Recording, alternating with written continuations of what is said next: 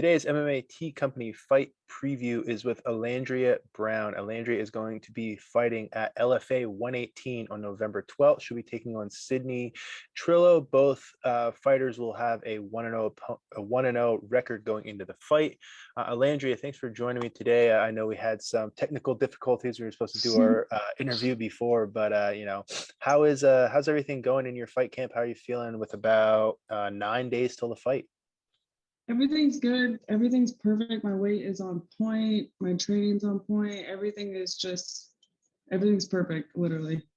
Yeah, and I've noticed, through following you on social and just talking to you back and forth a few different times that you're in the gym, a lot. You say your weight's on point, you're feeling good cardio wise.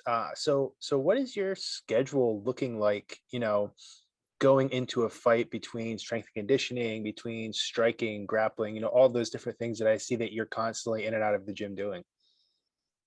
So actually it's like I have the same schedule whether I'm in fight camp or not. I would say the only thing that changes is my diet gets more on point to make that cut, but my life is so crazy. Monday through Friday is like Monday I run 2 miles every day, then I have fight practice, then I go, I have strength and conditioning, then I have jujitsu. Tuesdays, I have my speed burners, which is like my speed coach for speed, like fast twitch muscles. And then I have fight practice. And then I go to El Dorado High School and wrestle with their high school wrestling team on Tuesdays and Thursdays. And then I hit pads with my coach. And then Wednesday is the same as Monday, Thursday is the same as Friday. And then I go to my boxing coach, Dale. Then I have sprints on Friday. It's like, it's a schedule. Oh shoot, my phone fell. Sorry about that. It's all good. But yeah, it's a crazy busy schedule, but it works. It's good. And then Saturday, Sunday, I don't do anything. I rest. I'm just kidding, coach. I do.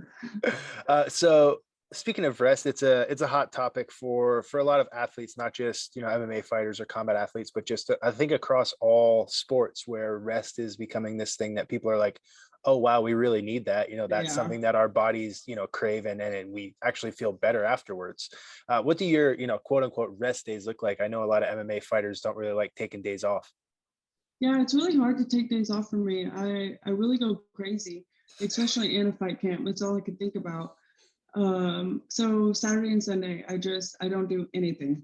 I just rest. I don't do anything. But throughout the week for recovery, I go to like this spa place where they have like a cold bath and then a hot tub, and and a sauna, and I'll just do 5 minutes in like each one and go back and forth for like an hour, hour and a half, and that feels really good. I go to the chiropractor. My boyfriend massages me sometimes, but it's really hard. I don't know why it's so hard to recover and rest, but it's like the easiest thing to do, but it's so hard. And do you find it's easier to rest when you're outside of camp? Yeah, because my brain isn't like just going nonstop about the fight, so I can, I don't know, kind of just chill more. Mhm. Yeah, and it's funny you said your schedule is kind of the same in camp or out of camp, and then the diet is really what the difference maker is, in those two things. And MMA is one of those sports where there really is no off season, right? You're Oh always yeah, trying to get you better. always You're have to always in be the gym. ready. Yeah, you always have to be ready. It's like basically I live in a fight camp. I just, when it's fight camp, I don't get to eat whatever I want. So, but I mean, it's a sport where like you always have to be ready, and because anything can happen. Like, I mean, my first pro fight, I got like less than a 3 week notice, and I was in shape, ready, and that's why I was able to take that. But it's really hard. I'm from Tennessee, and all my family lives there, and my dad, and so that's like the hardest part is I can't. I'm like, I miss you, Dad. I wish I could come home, but I might get a fight. I might get a fight, and it's like the story of my life. I might get a fight. Now, you grew up in Tennessee, right? And you're now in California, training and Hmm. fighting out of fight camp out there. What got you into MMA? What kind of influenced you to not just start fighting, but then make it your life, where you actually would uproot from your hometown and move to California? Well, I kind of grew up around MMA. I say kind of because my stepdad and mom owned an MMA gym growing up, and I grew up around it, but I had absolutely nothing to do with it. Like, I didn't really care much. I didn't really care to go to fights much until I got older. It was actually embarrassing to me. People at school would be like, "Oh, that's so cool. Your parents have this," and I'm like, "Stop talking to me about it. I don't care." But I wish I would have like jumped in then. I mean, there's a ton where I'd be now, but whatever. Yeah, my stepdad, he fought. My mom actually had MMA fights. And I don't know, once I graduated high school, I was kind of like being a crazy party girl. And then I started working at their gym as like the receptionist, whatever. And then I started taking boxing lessons. And it was kind of over from that. I took like some boxing matches. I did a few smokers, and then once that happened, once I was like, okay, this is what I want to do forever. But then I was going to barber school. I was working. I was living on my own, so it's kind of hard to get in a fight camp, train, take fights, and then unexpectedly, and I always wanted to come to California. And I knew that if I wanted to succeed in MMA and fighting, I needed to be in California. It's just better training, better competition. It's just like the mecca of MMA, basically. But I lost my grandfather like pretty unexpectedly, and I was like, okay, I'm going now. You never know what's gonna happen. Anything could change. Anything can happen. Like the time is now. And so I moved out here January 2017, and it's almost 5 years. So you moved out in January of 2017, and then you had a couple fights out there and didn't actually go pro until 2021. But I saw that you had just multiple fights in 2020 canceled. Now, Mhm. were they canceled because of COVID, or were there injuries, Yes. or why were those three fights towards the end of your amateur career all scrapped? I know one, I got injured. I think that one was supposed to be in like January 2020, and I had an injury. And then the next one was I was supposed to fight like March 20th or something. And then that was when like the world was shut down. And Sure. they were like, okay, 2 weeks, we're just postponing it for 2 weeks. And then so I was like, okay, it's still gonna happen in 2 weeks. But then you know how that went. Mhm. Everything closed for like a year. So unfortunately I didn't get to like have any more amateur fights, but whatever. The whole time I was just training and training and training and getting better. And I really have grown like an unbelievably amount at CSW. And Mhm. so my coach was like, okay, you're 26. Let's just, time is now. Let's just turn pro. Who cares about amateur? I left the amateurs with a really shitty record, but I didn't, I wasn't at a gym basically. I was kind of doing my own thing, and I had no wrestling, no grappling, never done a takedown in my life, and just signed up for these MMA fights and just kind of did it. But I'm in a much better place now.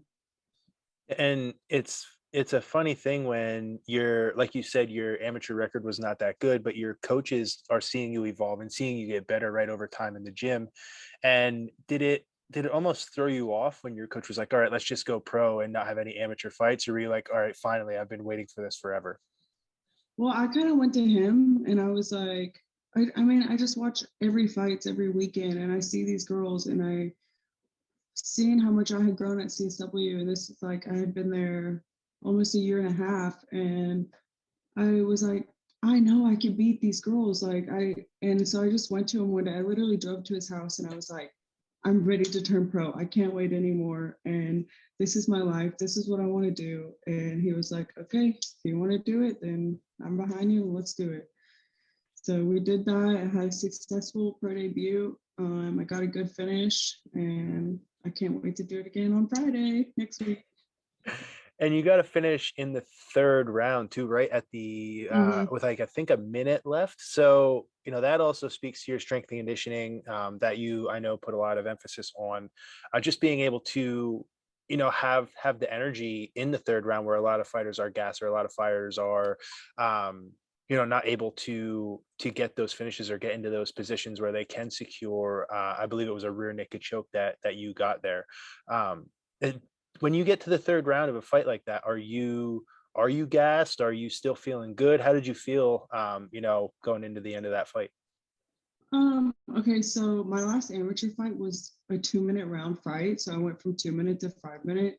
But honestly, my coach trains us like freaking animals, and getting tired and just like still going past that fatigue is just how we train every day. And so going into the third round, I wasn't tired, but I don't think that round one and two were much very like high paced like rounds either.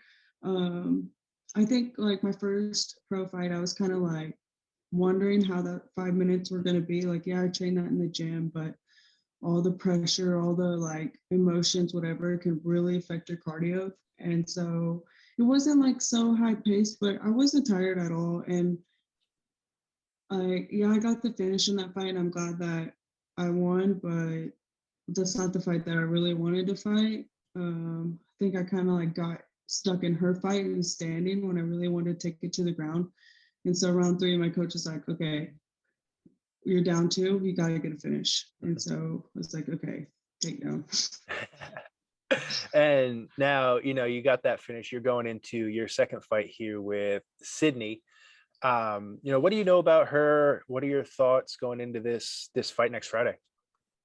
Um, she's a really good striker from what I've seen. I've watched, obviously, I've studied her fights and stuff. I'm excited. She's very volume, high pace, and I think it's going to be a good fight.